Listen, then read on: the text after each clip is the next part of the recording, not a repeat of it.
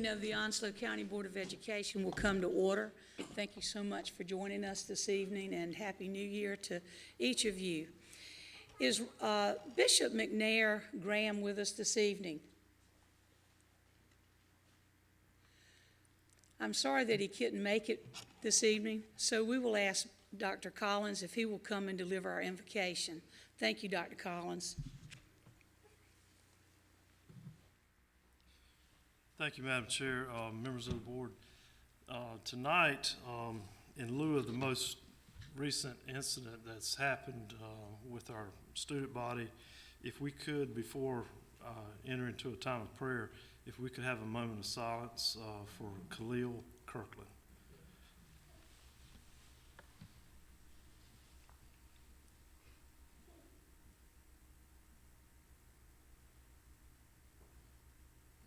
Father God, we come to you tonight. We come with humbled hearts as your servants. We ask for forgiveness, Lord, when we don't do the things that we should. And Father, sometimes we do things that we shouldn't do. We ask forgiveness for that. We ask that you continue to put your loving arms around us and lead and guide us each and every day. We thank you for this time together, each and every one that's come here tonight to be about your business.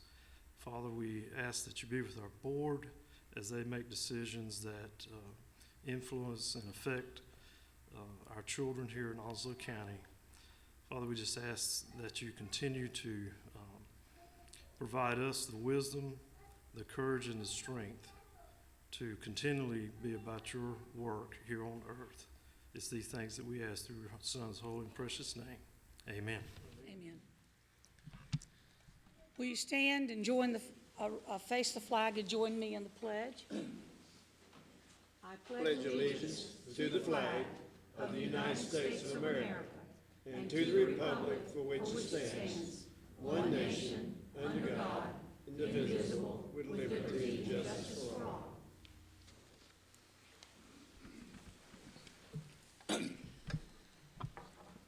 First item on the agenda is to approve it, so let's see if we can have a motion to approve the agenda. I make a motion to approve. Is there a second? Second.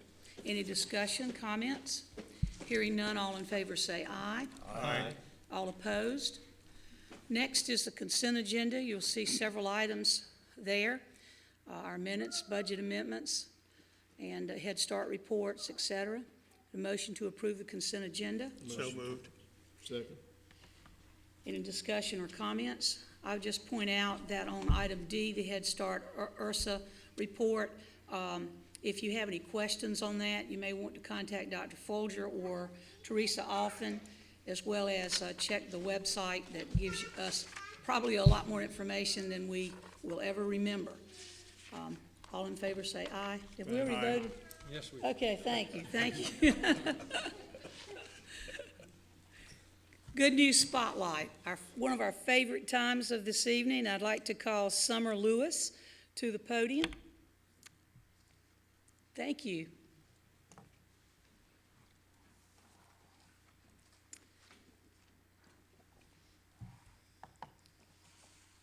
Good evening. My name is Summer Lewis. I'm the Director of the Professional Development System in the Watson College of Education at UNCW, and I'm here to present the Roy E. Harkin Teacher Recognition Award. This award was established in 2008 in memory of Dr. Roy E. Harkin, who served as the chair of the Education Department at UNCW from 1976 to 1979, and then as Dean of the School of Education until 1991. The award is sponsored by the family and friends of Dr. Harkin in recognition of his commitment to partnerships with public schools and his appreciation for the contributions of public school educators to the preparation of prospective teachers. The award is designed to recognize a public school teacher and/or site coordinator who has contributed to the preparation of future teachers by demonstrating excellence as a PDS partner. The fall 2015 recipient of the Roy E. Harkin Teacher Recognition Award is Cynthia Laws. Cynthia was nominated for this award by Dr. Connie Gruber. Dr. Gruber's nomination paints a picture of strength and dedication to Cynthia's students and to her colleagues at Morton Elementary School. Cynthia has been described as highly professional, positive, and respected in her continuous dedication and contribution to the preparation of future elementary teachers. Our faculty and students appreciate the opportunity to partner with a teacher of her caliber. On Thursday, December 3rd, Cynthia was honored with the Roy Harkin Teacher Recognition Award at a fall partnership teacher celebration in the Watson College of Education. At that time, she was presented with a plaque and honorarium in recognition of her dedication to our partnership. In addition, her name is included on a plaque that is permanently housed in the atrium of the Education Building on campus. At this time, I'd like to recognize her with an additional certificate and express my deepest gratitude on behalf of the Watson College of Education.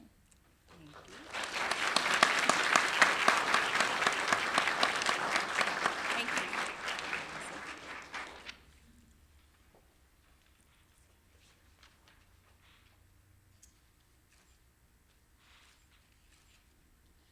Ms. Loss, that was an excellent article in the paper on you too. Thank you. And congratulations. Next, Mrs. Copeland, our Director of Cultural Incentives and Services, will make the next recognitions.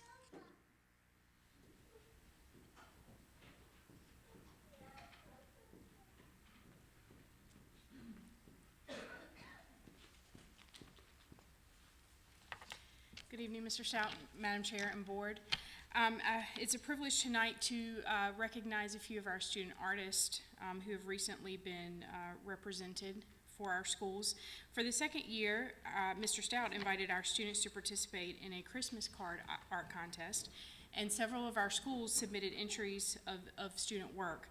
An elementary, middle, and high school submission were selected for the annual digital Christmas card that went out to all of our staff and stakeholders. At this time, I would like to recognize the following students whose artwork was chosen. Also, when the students come up, I believe they will be, are they there? Okay, awesome. They will be presented with a digital print of the card as it was sent out that they can then take home as a keepsake. Our high school student that was represented was Tyresa Brown from Southwest High School, and her art teacher, Renee Otero, is here. If Ms. Otero, if you will join her as well. Our middle school student that was selected, her artwork was selected, Matea Salgado, and her principal, Ms. Cassidy, is here. And if Ms. Cassidy, if you'll join Matea. And we had a kindergarten student that was selected from Parkwood Elementary. And I understand that Victoria Rivenbark, that student, actually has now moved. But my understanding that was Ms. Kopek maybe would be here. I didn't see Ms. Kopek. She didn't make it. Okay. We will make sure to get this award to Ms. Kopek with hopes that she'll be able to forward it on to Victoria at her new location. So students, thank you so much for your beautiful contribution. If you have not, I think all of you probably have seen this digitally, but if you have not, make sure to check it out. And here's your work there, and congratulations. And here's yours. Congratulations to you all. Thank you.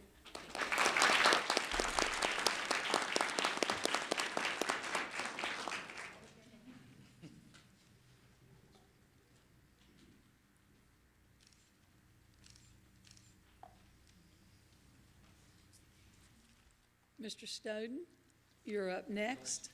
Mr. Snowden is a Director of AVID and Elementary Services.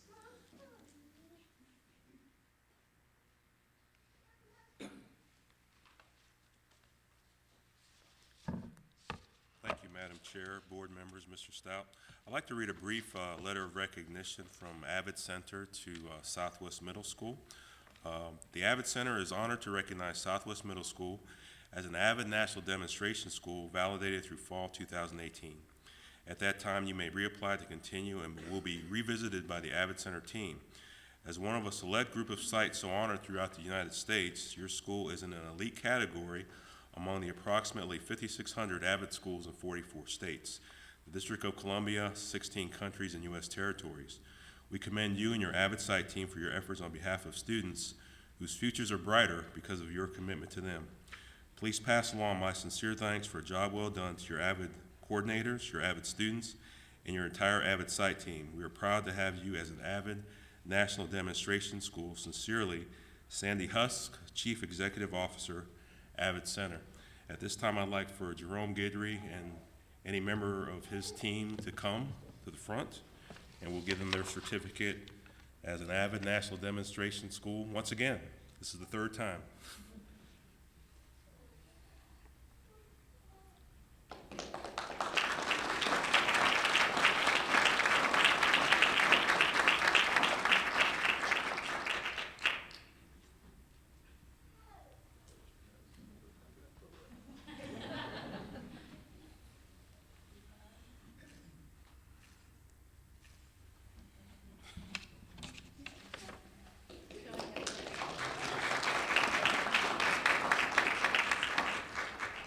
Next, Frida Bruton with the PBIS program will come forward. All of your people.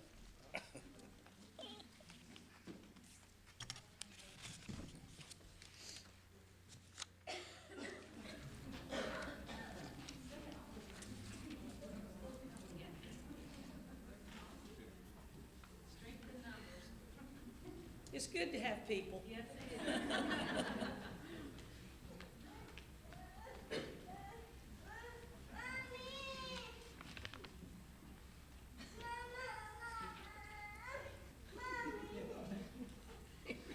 So, Mr. Stout, Madam Chairman, and members of the Board of Education, first of all, I wanted to thank you all for allowing me the opportunity to come here tonight to present the Good News Spotlight for the PBIS. I'd like to begin by giving you a brief background of PBIS. With North Carolina, PBIS has been in existence since the 1980s, but it wasn't until 2001 that North Carolina Department of Public Instruction formed a connection with the National Center for PBIS.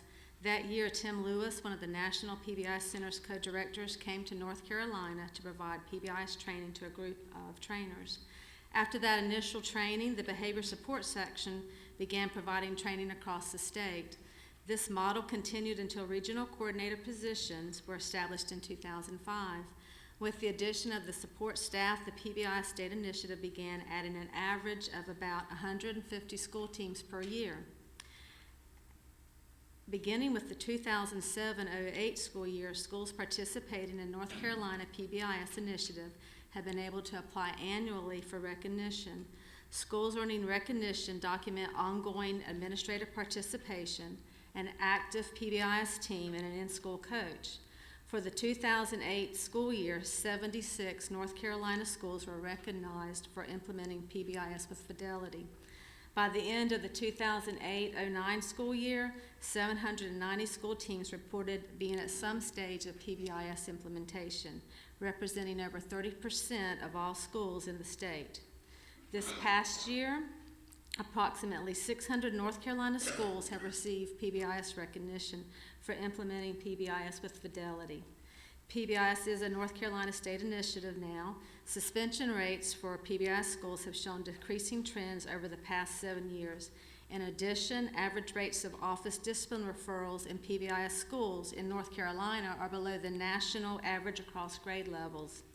Our PBIS efforts in Onslow County during the 2011-12 school year, Judy Yeager, who was our Safe Schools Director at that time, offered professional development opportunities in Module 1 of PBIS.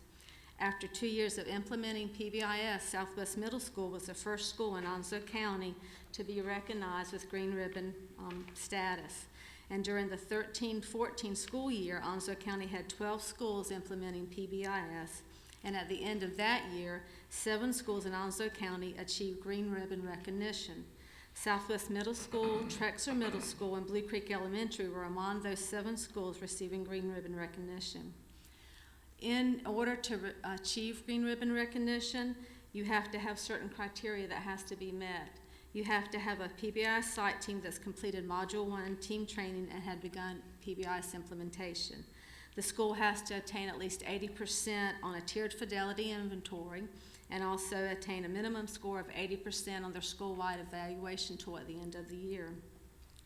Today I have the pleasure of recognizing our 3 schools that have achieved the second level of recognition, which is Model Schools recognition. To complete Model School recognition, they have to have completed Modules 1 and 2 and have an actively implementing PBIS team. They have to have achieved a score of 80% or higher on the tiered fidelity inventory and have scored a minimum score of 90% on the school-wide evaluation tool. All three of our schools achieved 100% on their school-wide evaluation tool. I'd first like to recognize Trexler Middle School. Trexler Middle School has received Green Ribbon recognition in 2013 and now middle school recognition for the 2014 school year. Their office discipline report has decreased, their discipline incidents since 2010 has decreased over 60%. The next school I'd like to recognize is Southwest Middle School. Southwest Middle School received Green Ribbon recognition in 2012 and 2013. They've achieved model school recognition for 2014-15, and since implementing PBIS, discipline incidents have dropped also over 60%. Last, I'd like to recognize Blue Creek Elementary. They received Green Ribbon recognition in 2013 and now model school recognition for the 2014-2015 school year. I did want to report that when I went in November to do their tiered fidelity inventory and they showed me their discipline incidents, Ms. Gillis had to show me a blank Excel report because they had 0 office discipline incidents. So I'd like to close with letting you know that we have currently, right now, we have 10 schools implementing PBIS, one of which is a high school. They're all led by a dedicated site team and active administration support, and I'm grateful for the hard work and the tireless efforts that these schools have put forth, and I'm looking forward to next year being able to stand up here again and give an award to those 10 schools. Thank you. Thank you.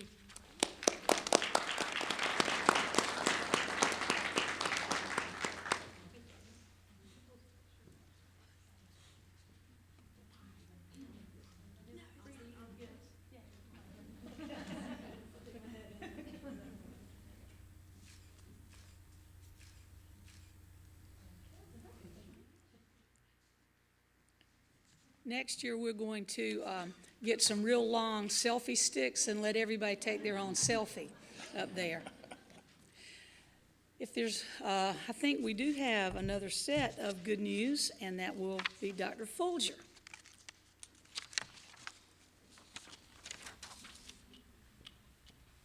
Good evening, Madam Chair, Board of Education. It's my honor and pleasure tonight to highlight one of our fine teachers in Onslow County Schools. In my heart, and I know in many of yours, teaching is one of the most honorable professions, if not always the most appreciated or recognized. But it is a great pleasure tonight to share with you the accomplishments of one of our teachers around the National Board Certification.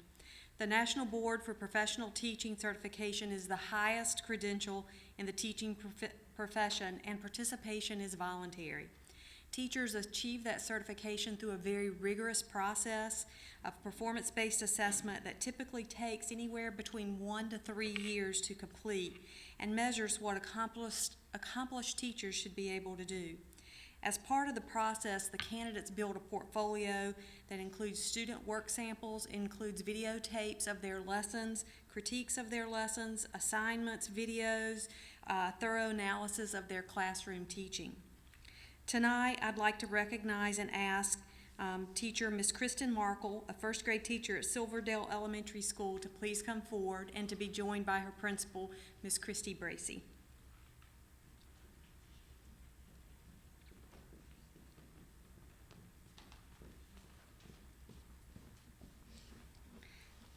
Kristen, congratulations.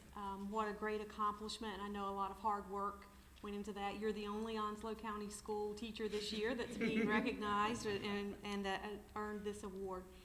It is with great humility that we present you a very small token of appreciation, which is a new name badge that has National Board Certification and a pin of award that says beyond, above and beyond, that recognizes that you have done so much more than is required of our teachers in our county. So thank you and congratulations.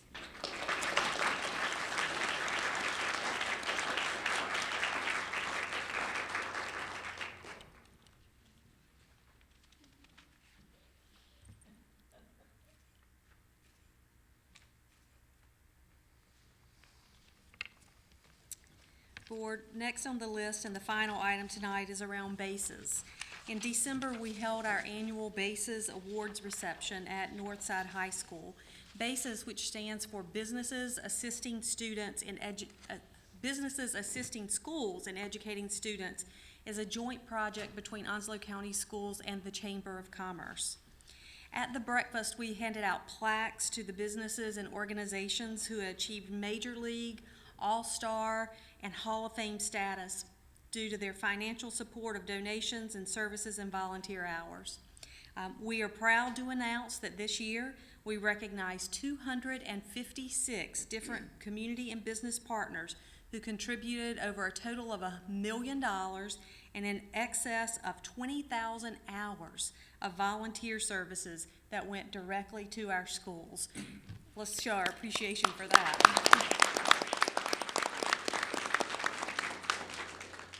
In all sincerity, our staff and students are really fortunate to have such an outstanding and supportive community and the businesses that support our schools.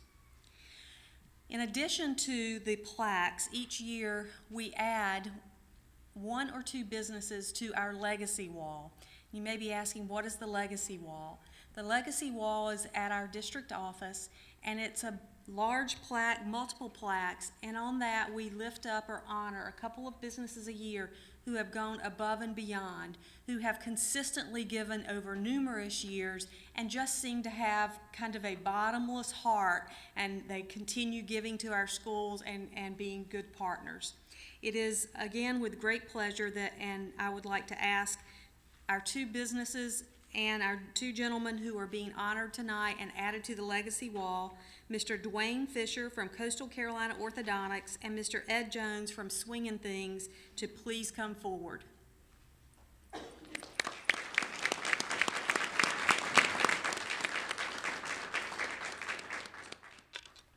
So unfortunately, you don't get to take this home because it goes on the legacy wall, but I will let the 2 of you hold this.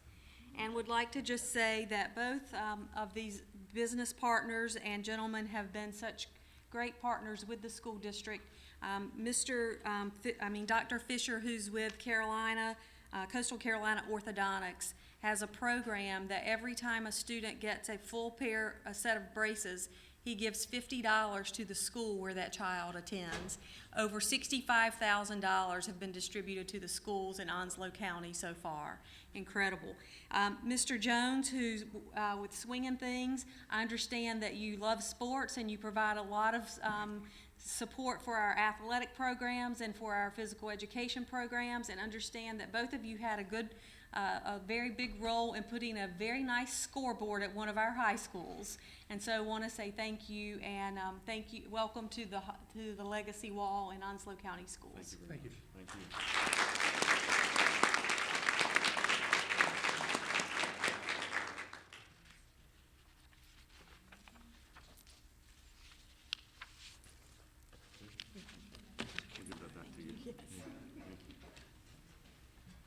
Madam Chair, that concludes our Good News Spotlight this evening.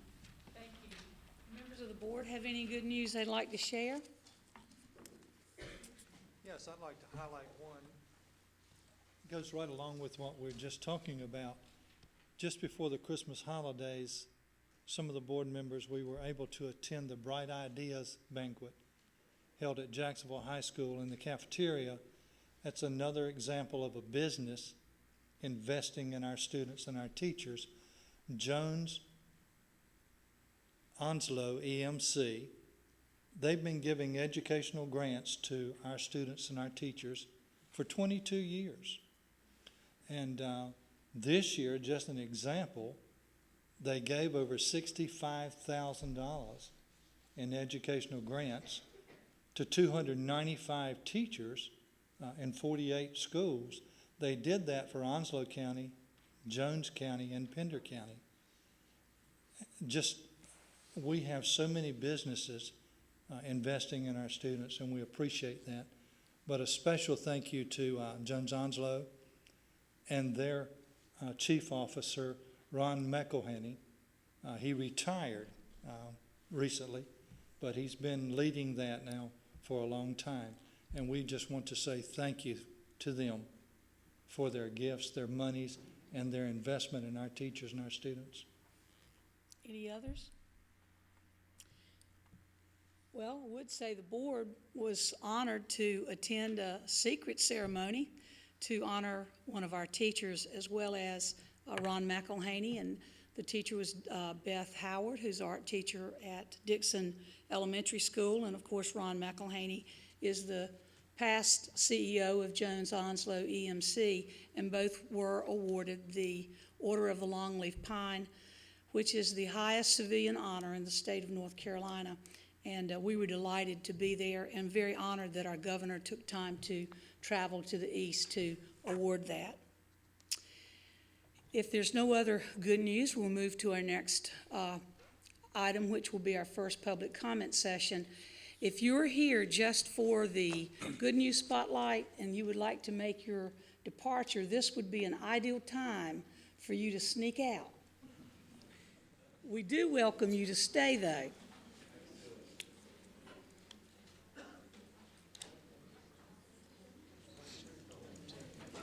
You can't move, Sam, and Chase will leave, isn't it?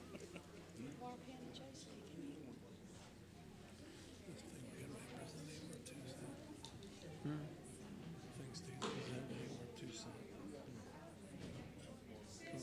No one that is signed up for the first public comment session. We'll move right on with the next item.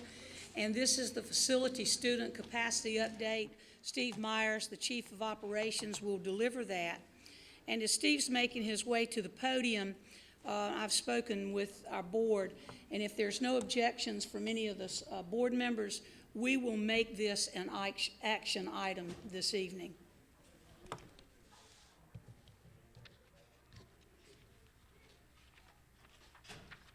Okay. Madam Chairwoman, members of the board, Mr. Stout, North Carolina General Statute 115C 521 requires LEAs to complete a facility needs survey every 5 years to be submitted to the state. The previous survey was completed in January 2011. The due date for the 2016 survey is January 8th, 2016. The survey looks at current needs and projected needs 5 years out as well as 10 years out. The needs are categorized into two basic categories: new construction and renovations. The state uses this information to help determine future funding needs for public school infrastructure. For an example, possibly a public bond for K-12 public education going forward. In order to determine the needs,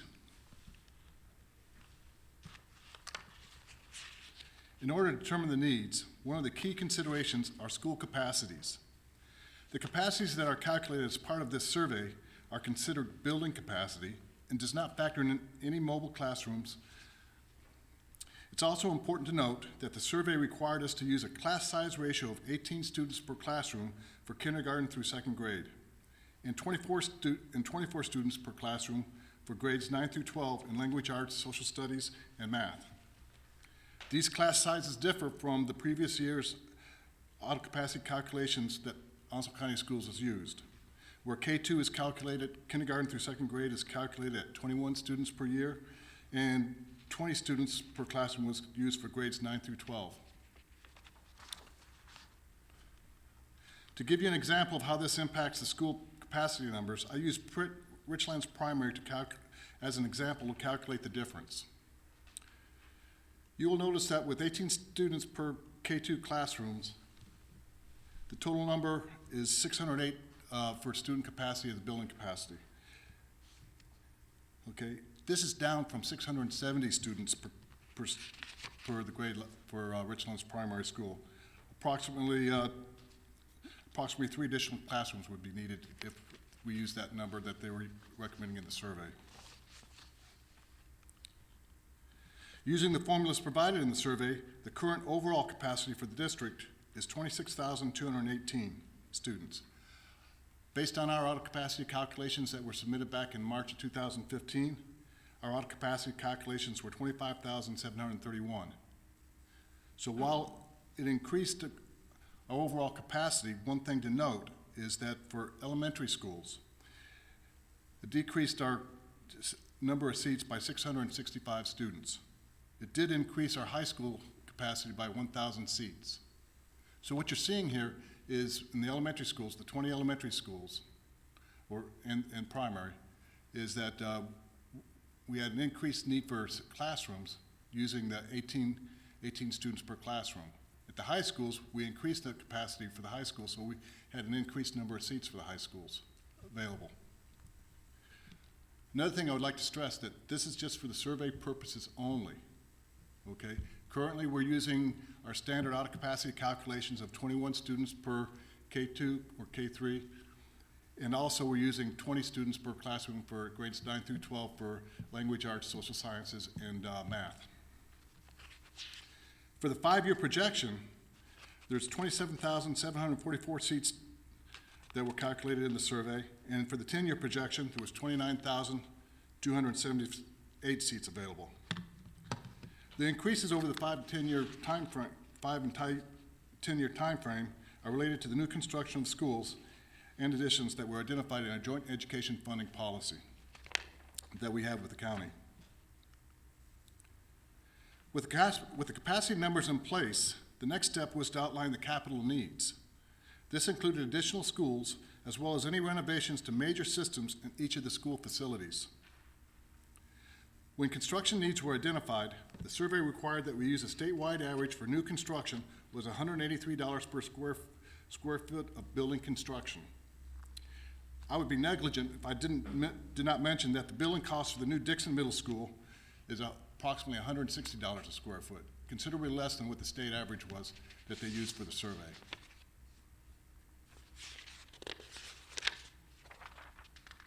The new construction that we're talking about includes the projects that were identified in the joint funding policy, which includes Dixon Middle School, Richlands Elementary, a new Richlands Elementary School, 2 additional elementary schools, and 1 school to be determined.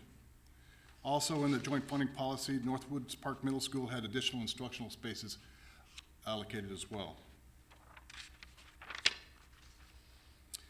In addition to new construction, a detailed analysis of each school's major system needs was completed and included.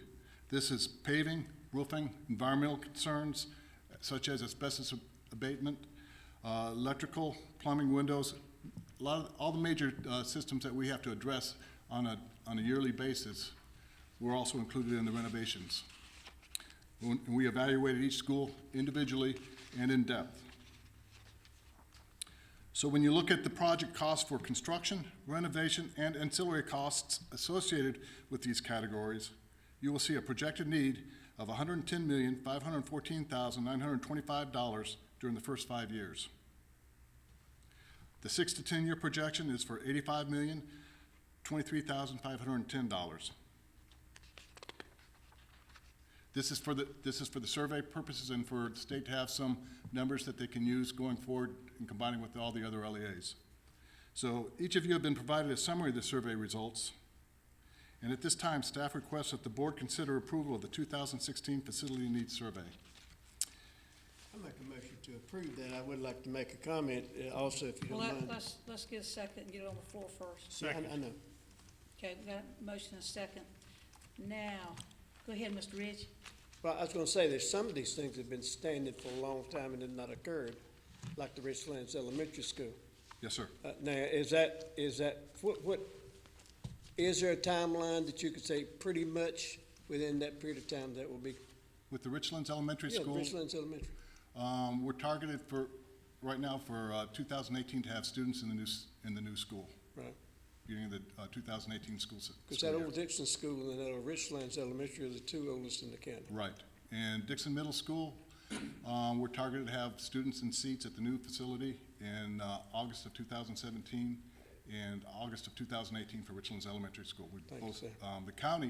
The county has been, as a matter of fact, the county came back just recently and asked us to go ahead and expedite the Richlands Elementary School. So we're excited about that. I am too. Other comments? Yes, Madam Chair, I've got a few. The number that they're using for the square foot cost on this is considerably more than what we got now. Is that because they're taking this out to 10 years, or is that 5 years out, or do we know what that cost is, number one? When we're looking at the survey, they had a standard fixed cost of $183 per square foot of building construction, $194 per square foot for overall project in that process. And we looked at the different timelines with the survey and the formulas that they used, and it looks like it was a flat fee across 5 to 10 year timeframes. So in a typical survey like this, we have to know the number of students to estimate to know how much capacity we need. And then we need to know how many schools we need to build and how much money it's gonna cost us to do that or to renovate them. Is that right? Yes, sir. Okay. So the numbers that we have in these charts that you gave us here for the DPI facility needs survey for the cost summary, that reflects the $183 per square foot cost? That reflects the $183 per square foot cost. Now, That's correct. That would be for the new schools or all the renovation? That would be for the new schools. The renovation for Northwoods Park Middle would be also $183 per square foot, which may not be as accurate because, as you know, renovations usually cost a little bit more per square foot because you have to intertwine existing systems with a new facility. And so in that process, it may be more, but for the survey, and what they're looking for basically is a base guesstimate is what they're looking at and stuff. And so they use 183 because that's their standard average price across the state, and they use that across all construction. This is an estimate, we're not bound to those figures. No, this is an estimate. We're not bound to those figures. As a matter of fact, what we'll be doing when budget time comes around, we'll be providing the board with a capital improvement plan and additional long-range facility needs assessments that are more in tune with Onslow County schools' needs, not just the formulas that the state survey is requiring. The survey then has nothing to do with our joint funding agreement we currently have with Onslow County? No. Okay. That being said, I'm a little bit concerned over what the purpose of the survey is if their numbers are much lower than ours. Our occupancy rate, or our vacancy rates, if you will, the capacity rates within the schools are much higher than what the averages are, the 21 or the 20 or the 24, et cetera. Right. We're already over capacity in a number of our schools. If we were to look, if I understand this correctly, if we were to look at using the survey numbers that they were for capacity, we would see an additional constraints in the elementary schools above and beyond what we're already seeing. And that would equate to approximately 40 to 60 additional classrooms, which would be about a little over 1.5 schools. Are we bound by these capacities, this 18 currently? Is that enacted?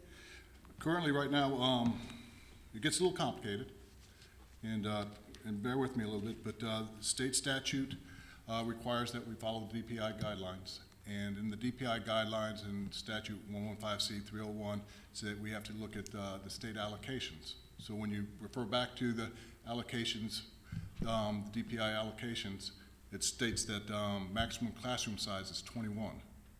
Allocations for teachers is at a different level for different years. It fluctuates in different years, so it's kind of a floating target there. But for maximum class size for K2 is 21 in the DPI guidelines. What is the ramifications if we don't meet those guidelines? We would have to go back and ask for additional funding sources to add additional schools, and/or one of the things that was also mentioned in there is that they've relaxed, the possibility is that they've relaxed some of the classroom size requirements for the higher grade levels.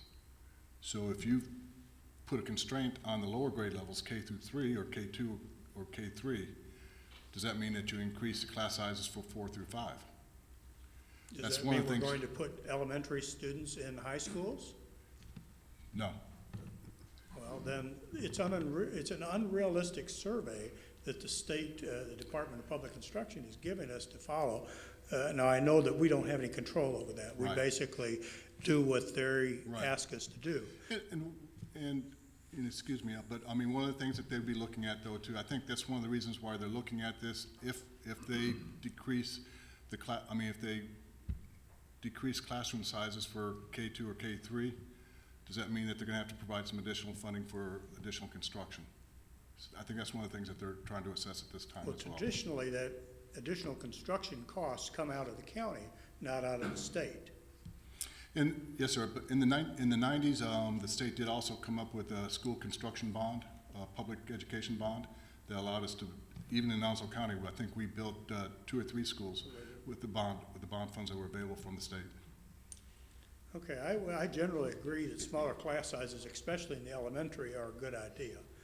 But we also have to understand that we have the reality, we only have a certain amount of money to build a certain number of schools. And artificially lowering the number of students per classroom to simply push something over to the legislature doesn't necessarily reflect what reality is. Steve, I think that, this is probably a pretty good planning allotment, and I agree with Bob, and I agree with, the fact that our class sizes are too large in the elementary, but I think people don't understand, and Barry can address this better, how we are allocated teachers for our programs. And once you're allocated a certain number of teachers, you may have to cut out those special programs and opportunities because you need to have more classrooms at the kindergarten, first, second, and third grade. But then if you need them, where are you going to put them? Yes, ma'am. And I think that if you have any questions about the way that formula works, that Dr. Collins would be the one that we would need to address about that, because he's the man with the numbers. Any other questions, comments? It hasn't changed. From Raleigh, they set the guidelines, and locally, we pay the bill. That's it. And that's the way that's history, that's the way it's always been. And with the class sizes, I'm not exactly sure what they are now. When I left ninth grade, there were 26 to a class, 10 through 12, there was 32. Then all of a sudden, the state gave us an allowance. Okay, so your classes are a little larger, so we'll give you 3 extra. So then it was in grade 9, from 26, it went to 29. 10 through 12, it went from 32 to 35. So, no, these numbers are not in line with reality. They're joking. But, right, but that's nothing different than we've always had to put up with, is it, Dr. Collins? Do you have any idea off the top of your head, and I hate to put you on the spot, have we ever built a school that has exceeded the $186? $183? To my knowledge, we haven't, ma'am. Right. I think that I'd be remiss if I tried to give you an answer right now. I'd have to go back and look at it. Well, I apologize for putting you on the spot, but I don't think we have. About $161 a square foot. Dixon Middle School is $161, Right. and that's the newest school that's being built. Well, the board, I think, would be interested in sitting together sometime and having some good dialogue about these and looking at our own figures versus what we've sent here. I would suggest that maybe you consider sending our report with this one to the state so they can see those. Yes, ma'am, we definitely will. One of the things that we are working on currently is we've got draft copies of our auto capacity calculations that we get from ORED and from facility planners and looking at the space requirements. And those are the ones that we've used in the past and have been fairly accurate. So we've got the draft out right now. We're just massaging the numbers and looking at them, making sure they're accurate before we actually submit them to the board for review. I have one more concern, and that is that I hate deadlines that don't give us time to adequately assess the programs that we're implementing or the data that we're giving back to the state. And I don't know if that was within our control here when we got these requests. If it's a 5-year to 10-year plan and we know we have to do it every 5 years, it would seem like there should be some planning process where we could start that earlier in the year. Yes, sir. And not have to wait 2 or 3 days before, especially the fact that this still has to go to the county commissioners for a sign-off. Yes, sir. And I'll say, we realize this is not your report. This is coming from somewhere else. So we don't mean to put you on the spot with that either. Right, these are formulas that are just built for the survey itself. I mean, 18 students, $183 per square foot. These are formulas that are built into the survey, and they're using them for their evaluation purposes at the state level. As far as getting the report out to you earlier, I agree we should do that. One of the things that caught us off guard this year was the holidays and trying to schedule everything accordingly, and so we ran a little bit behind schedule on that. Any other questions? Thank you, Steve. Hearing none, all in favor say aye. Aye. All opposed? Thank you. Next is our second public comment period, and this is the time, you'll have 5 minutes, and the comments must be issue-oriented and related to matters under the control of the Board of Education. There are certain rules that we follow, and I won't go over those, but I'll stop the speaker if we violate those rules, because they are written at the top of the page that you signed. And we have Jonathan Merritt, who has signed up to speak. Mr. Merritt. Right here. Good evening, members of the board. I appreciate you giving me the opportunity to speak to you tonight. Wanted to bring up an issue that was before the board at the December the 1st board meeting last month.